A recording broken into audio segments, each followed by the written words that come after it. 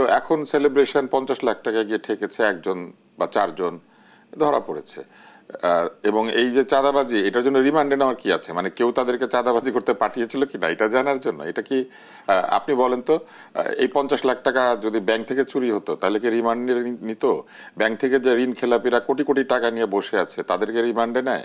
এই 50 লাখ টাকার জন্য এদেরকে রিমান্ডে নিয়েছে। মানে এগুলা হচ্ছে ওই যে মশা মারতে কামান দেখে দেয়, ঢোলের বাড়িটা বেশি বেশি দেওয়া, এরকম একটা ব্যাপার।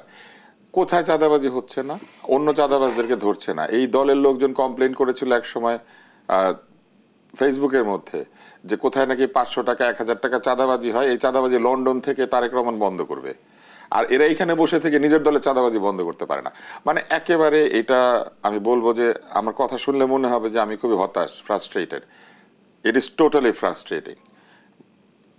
হাজার হাজার লোক প্রাণ দিয়েছে, রক্তক্ষয় হয়েছে, আহত হয়েছে, মানুষের ধন সম্পদ নষ্ট হয়েছে, রাষ্ট্রের ধন সম্পদ জ্বালানো পোড়ানো হয়েছে। পতিত স্বৈরাচারের একজন সংরক্ষিত আসনে এমপির বাসায় ঢুকে 10 লাখ এবং 50 লাখ নাকি 40 লাখ কি যেন এই টাকা নিচ্ছে। এটাও তো খুবই লজ্জার বিষয়। ওইখান থেকে টাকা তুলতে গিয়েছে কেন? মানে ওই টাকা কেন তাদেরকে ভয় দেখিয়েছে, বা তাদেরকে কি তারা রক্ষা করবে, প্রোটেকশন দিবে, সেই জন্য চাঁদাবাজি করতে গিয়েছে?